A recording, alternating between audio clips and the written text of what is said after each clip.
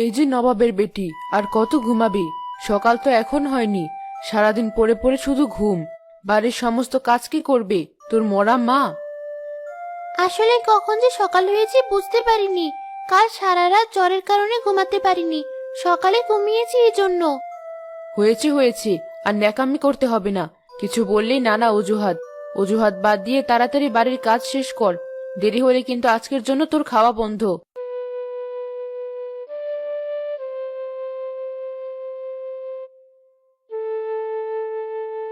মা, কাল সকালে দুটো ভাত খেয়েছি। আজকেও যদি না খেতে পারি তবে কাজ করতে পারবো না। আমাকে একটু সময় দাও, আমি তোমার সব কাজ করে দিচ্ছি। এটুকু কাজ করতে কি সারাদিন লাগাবি? এখনো সব কাজ পড়ে আছে। বাকি কাজ কখন করবি? তোর মা তো মরে বেঁচে গেছে। যত জ্বালা হয়েছে আমার। সব কাজ তো শেষ, মুরগিগুলোকে খেতে দিলেই হয়ে যাবে। আমার মুখে মুখে কথা বলিস? সাহস হয়েছে দেখছি খুব। দাঁড়া, তোকে দেখাচ্ছি মজা। মা, লাগছে। আহ, মা ছাড়ো, খুব লাগছে। আমি আর কখনো তোমার উপর কথা বলবো না, ছেড়ে দাও আমাকে। কথাটা যেন মনে থাকে। মুরগির খাবার দিয়ে আমার কাপড়গুলো কেচে দিবি। ছেলেটা যে কোথায় গেল, সেই সকালে বেরিয়েছে। মা, তুমি আমাকে একা ফেলে কেন চলে গেলে? আমাকে যে কেউ ভালোবাসে না, সবাই অত্যাচার করে। আমাকেও তোমার কাছে নিয়ে যাও মা। নেকা কান্না না করে কাপড়গুলো তাড়াতাড়ি পরিষ্কার করে আন। মা, আমাকে আগে দুটো ভাত দাও, খিদেতে যে কাজ করতে পারছি না। কাজ শেষ করে রান্নাঘরে ভাত আছে, খেয়ে নিবি। রূপার কিছু না বলে কাপড়গুলো নিয়ে পুকুরে যায়। ঠিক মতো না খাওয়ায় ও জ্বর থাকায় রূপা পুকুর পাড়ে মাথা ঘুরে পড়ে যায়।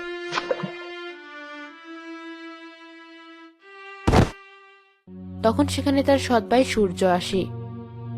আপু, এই আপু, কি হয়েছে তোর? কি, আপু তো জ্ঞান হারিয়ে ফেলেছে। শরীর তো জ্বরে পড়ে যাচ্ছে।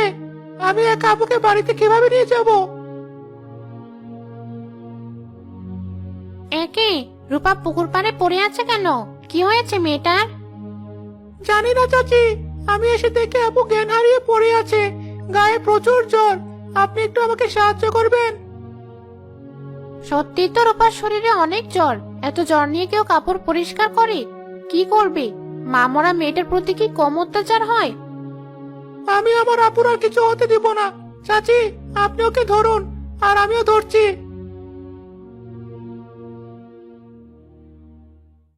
এ কি, রূপার কি হয়েছে?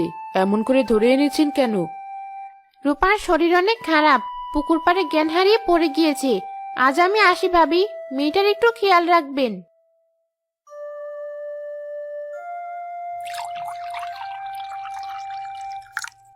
তোকে কে বলেছে মেয়ের মাথায় পানি দিতে? ওর কিছুই হয়নি, মিথ্যা অভিনয় করছে। দুপুর হতে চললো, তাড়াতাড়ি খেতে আয়। আমি আপুকে ছাড়া খাবো না। তুমি কাল দুপুর থেকে আপুকে খাবার দাওনি। ভাই, আমার খিদে লাগেনি, তুই খেয়ে আয়, আমি ঠিক হয়ে যাব। কিন্তু আপু। যা ভাই, খেয়ে নে, না হলে শরীর খারাপ করবি। এ বাড়িতে তুই ছাড়া যে আমার কেউ নেই। আপু, তোর জন্য আমি ভাত এনেছি, খেয়ে নে। সূর্য, তোকে খেতে দিয়েছি আর তুই না খেয়ে অপয়া মেখে দিচ্ছিস। ওর জন্য কালকের বাসি ভাত রয়েছে, সেটা খেয়ে নিবে। আর তুই এখনো বসে আছিস? মা, আপুর শরীর খারাপ, কিভাবে কাজ করবে? আমি এত কিছু জানি না। আজ যদি আমার কাছে 300 টাকা না এনে দেয়, তবে দুদিন ওর খাওয়া বন্ধ। আমি এখনই যাচ্ছি তোমার টাকার ব্যবস্থা করতে মা। রূপা অসুস্থ শরীর নিয়ে বাসি ভাত খায়। এরপর একটা বড় হাঁড়ি নিয়ে হাঁটতে শুরু করে। আজ শরীরে অনেক জ্বর, নদীতে নেমে শাপলা তুলতে পারবো না। তাহলে কি বিক্রি করতে যাব আজ?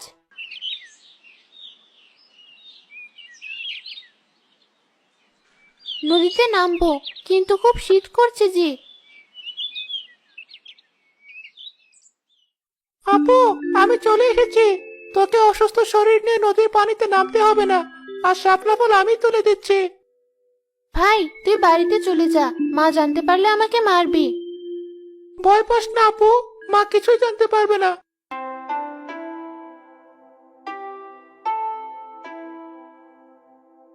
তুই এখানে বস, আজ ফলগুলো আমি বিক্রি করতে যাই। তুই পারবি না ভাই, বাড়িতে যা, না হলে মা চিন্তা করবে। বাবা যদি বাড়িতে থাকতো তাহলে মা তোর সাথে এমন কখনোই করতে পারতো না।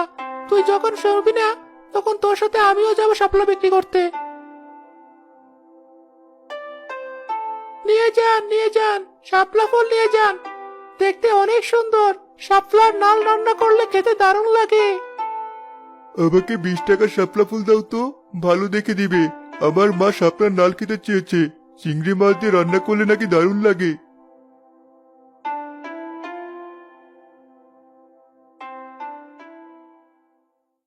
ভাই তুই বস, আমি সবকিছু করছি। তোমরা দুজন কি করছো? আমাকে 30 টাকার শাপলা দাও, অনেকদিন শাপলা ফুলের বড়া খাইনি। নিন চাচি, আপনার শাপলা।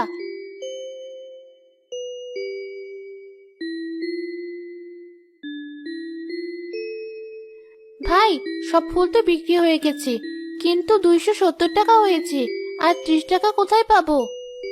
মাকে বুঝিয়ে বলবো, 30 টাকার জন্য কিছুই হবে না। চল তোকে ওষুধ কিনে দিই।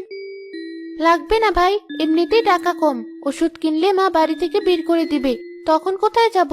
সন্ধ্যা হয়ে এসেছে, বাড়ি চল এখন। মা, আজ 270 টাকা শাপলা বিক্রি করেছি, কাল তোমাকে বেশি করে টাকা এনে দেব, আজ এটা রাখো। তার মানে তুই রূপার সাথে ছিলি আর আমি সারা বাড়ি খুঁজছি? এই অপয়ামে, তোকে না বলেছি আমার ছেলের ধারের কাছে তুই আসবি না? আজ থেকে এই বাড়ির খাওয়া তোর জন্য বন্ধ, বেরিয়ে যা আমার বাড়ি থেকে। কি বলছো মা? আমি কোথায় যাব? তাছাড়া কিছুক্ষণের ভিতরে সন্ধ্যা নামবে। আজ বাড়ি থেকে বেরিয়ে না গেলে তোকে মেরেই ফেলবো। লাগছে, ছাড়ো, জ্বলে গেল। মা, তুমি আপুর সাথে অনেক অন্যায় করেছো। আপু তোমার সৎ মেয়ে, তাতে কি? তোমাকে তো মা বলেই ডাকে। আজ আপু বাড়ি থেকে বেরিয়ে গেলে কিন্তু ভালো হবে না। সেটা আমি দেখবো, তোকে এসবের ভিতর আসতে হবে না। আমার চোখের সামনে যেন তোকে না দেখি। অনেক হয়েছে, আর বসিয়ে বসিয়ে খাওয়াতে পারবো না। আচ্ছা, আমি বাড়ি থেকে চলে যাচ্ছি, তোমরা সুখে থাকো মা।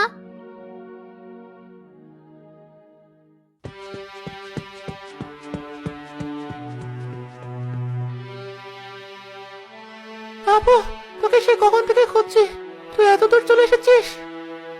এ কি, তুই এখানে কেন ভাই? বাড়ি ফিরে যা। যে বাড়ি থেকে আমার বোনকে বের করে দিয়েছে সে বাড়িতে আমি কিছুতেই যাব না। আমিও তোর সাথে যাবো আপু। আমার সাথে থাকলে যে তোর কষ্ট হবে ভাই। তোর জন্য আমি সব কষ্ট করতে রাজি আছি আপু। একে আপু, কি হলো? কথা বল, গায়ের জ্বরটা আরো বেড়েছে। আপু কথা বল না, আমার যে খুব ভয় করছে। এদিকে সন্ধ্যা হয়ে গিয়েছে। কি হয়েছে দাদু ভাই? এমন করে কাঁদছিস কেন? আর এই মেয়েটা কে? আমার বোন, শরীরটা খুব খারাপ, থাকার মতো জায়গা নেই। কি করব বুঝতে পারছি না, রাত হয়ে গিয়েছে, খুব ভয় করছে। সত্যি তো মেয়েটার অনেক জ্বর। ভয় পেও না দাদু ভাই, তোমরা বরং আমার বাড়িতে কিছুদিন থাকো, তোমার বোন সুস্থ হলে চলে যেও। তোমাকে অনেক ধন্যবাদ দাদি, কিন্তু আমি আপুকে কিভাবে তোমার বাড়িতে নিয়ে যাব? আপুর তো জ্ঞান নেই। আমার কাছে পানি আছে, চোখে মুখে দিয়ে দেখি সুস্থ হয় নাকি তোমার বোন। কে তুমি? কি হয়েছে আমার? আমি তোমার দাদি, তোমার অনেক জ্বর, আমার বাড়িতে চলো, আজ থেকে আমার বাড়িতে থাকবে তোমরা। অনেক ধন্যবাদ তোমাকে দাদি, কিন্তু আমি তো উঠতে পারছি না। আমরা তোকে নিয়ে যাচ্ছি বাড়িতে, তুই চিন্তা করিস না আপু।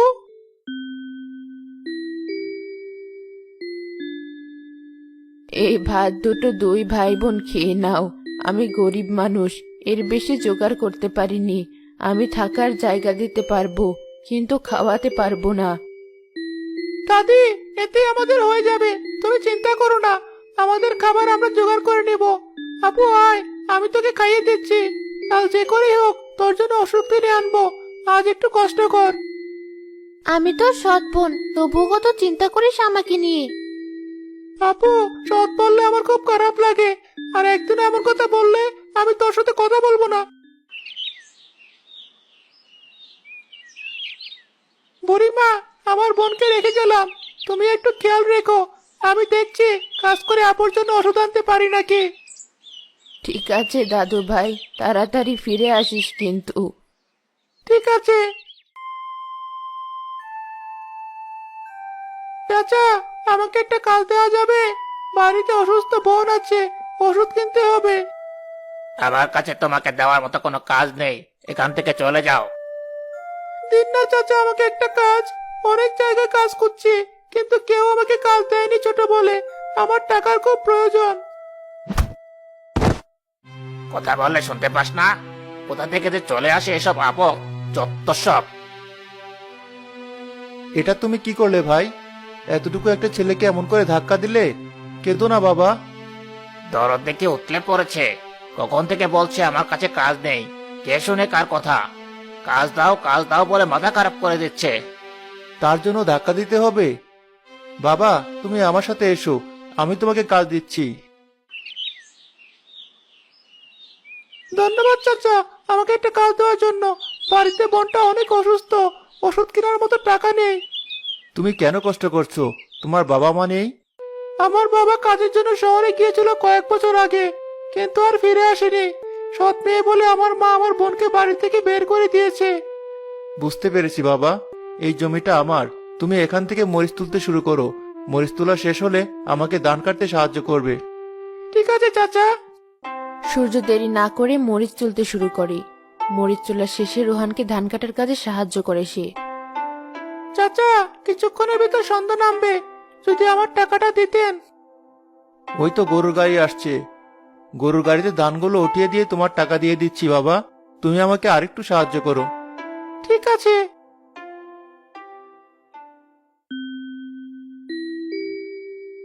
দেখি চাচা, এ তো অনেক টাকা। এত টাকার কাজ তো আমি করিনি। আমার কাছে কোনো টাকা নেই যে ভাঙতি করে ফেরত দেব। তোমাকে ফেরত দিতে হবে না বাবা, তুমি টাকাটা রেখে দাও, তোমার কাজে লাগবে। ধন্যবাদ চাচা, আপনি অনেক উপকার করলেন। আমি আজ আসি। না জানি বোনের কি অবস্থা। আমাকে কবিরাজ ডেকে আনতে হবে। এই গ্রামে তো শফিক কবিরাজের অনেক নাম, ওনাকে ডেকে আনি।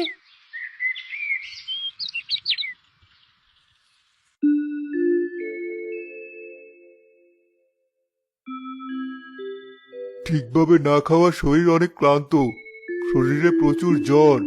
আমি ওষুধ দিচ্ছি, জ্বর এখনই সেরে যাবে, কিন্তু মেয়েটাকে ভালো মন্দ খাইয়ে সুস্থ করতে হবে। ঠিক আছে কবিরাজ মশাই। নিন কবিরাজ মশাই, আপনার টাকা। আমি আসি তবে। দাদু ভাই, এত টাকা কোথায় পেলি? কাজ করেছি দাদি, বাকি যে টাকা আছে তা দিয়ে আমি বাজার করে আনি। আজ বাজার করতে হবে না, আমি পাশের বাড়ি থেকে চাল ধার নিয়ে রান্না করেছি। রূপাকে জোর করে অল্প ভাত খাইয়েছি, তুই দুটো খেয়ে নে।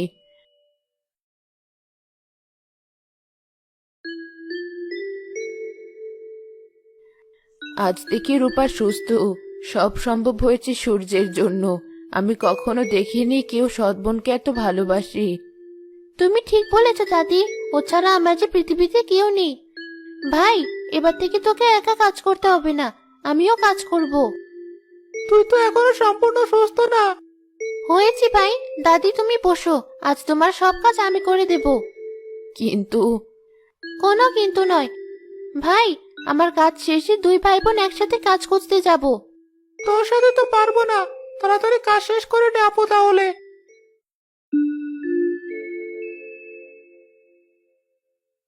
বাবা, তুমি এসেছো? এত বছর তুমি কোথায় ছিলে? আমি ভাবিনি তোমার সাথে আবার দেখা হবে। তোমরা কিভাবে জানলে আমরা এই দাদির বাড়িতে আছি? অনেক খোঁজার পর তোদের পেয়েছি বাবা। আমি শহরে গিয়েছিলাম কাজের জন্য, সেখানে এক বড় ব্যবসায়ী আমার কাজ দেখে অনেক খুশি হয়। সে আর গ্রামে আসতে দেয়নি আমাকে। তুমি যে ফিরে এসেছো এতেই আমরা খুশি। তোরা বাড়ি ফিরে চল, এখানে কেন এসেছিস? আমরা বাড়িতে যাব না বাবা। বাড়ি গেলে মা আপুকে আবার অত্যাচার করবে। আমি আর আপুকে কষ্ট পেতে দিব না। কি বলছিস তুই এসব বাবা? তবে শোনো, না খেয়ে খেয়ে মেয়েটার শরীর অনেক খারাপ হয়ে গিয়েছিল। আর কিছুদিন এমন থাকলে মেয়েটা মারা যেত। তবে সূর্যের জন্যই রূপা বেঁচে গিয়েছে। আমি বিশ্বাস করে আমার মেয়েটাকে তোমার কাছে রেখে গিয়েছিলাম, আর তুমি কিনা আমার মেয়েটার প্রতি এত অত্যাচার করেছো। টাকা না দিলে খেতে পর্যন্ত দাওনি, বাড়ি থেকে বের করে দিয়েছো। আমার ভুল হয়ে গিয়েছে। কিসের বল? আজ থেকে আমার বাড়িতে তোমার কোনো জায়গা নেই। তুমি আমাদের সাথে বাড়িতে ফিরবে না। আমাকে মাফ করে দাও, আমি কখনো আর রূপাকে কষ্ট দেব না। ওরা বাড়ি থেকে চলে আসার পর আমি অনেক খুঁজেছি, কিন্তু পাইনি। তুমি মাকে মাফ করে দাও, মা তো নিজের ভুল বুঝতে পেরেছে। শোনো মা, আমার আপুর প্রতি যদি আর কোনোদিন অত্যাচার করো, তবে সেদিন আমরা এমন জায়গায় চলে যাব, খুঁজে পাবেন আমাদের। আমি রূপাকে নিজের মেয়ের মতোই দেখব, তোরা আমাকে ফেলে যাস না বাবা। তোর মতো ভাই যেন সবার ঘরে ঘরে হয়। এবারের মতো ক্ষমা করলাম। বুড়িমা, তুমি আমার ছেলে মেয়েদের অনেক ভালোবাসা দিয়েছো। আমার তো মা নেই, আজ থেকে তুমি আমাদের সাথে থাকবে। কি মজা, দাদি আমাদের সাথে থাকবে। আমরা সারা রাত গল্প করব। দাদি, তুমি আমাদের গল্প শোনাবে তো? শোনাবো দাদু ভাই, শেষ বয়সে যে একটা পরিবার পাবো কখনো ভাবিনি। আমার দুটো মুরগি আছে, দাঁড়া নিয়ে নেই।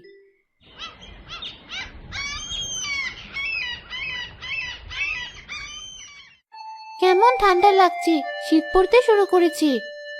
কাজ রেখে ঘরে গিয়ে শুয়ে থাক মা, কিছুদিন আগে জ্বর থেকে উঠলি, ঠান্ডায় বাইরে থাকলে আবার জ্বর আসবে। আমি কি স্বপ্ন দেখছি? না আপু, মা সত্যি তোকে এই কথা বলেছে। আমাকে তুই মাফ করে দিস মা, অনেক অন্যায় করেছি তোর প্রতি। সূর্য আমাকে আমার ভুল বুঝিয়ে দিয়েছে। এমন করে বলো না মা, তোমরা ছাড়া কে আছে আমার?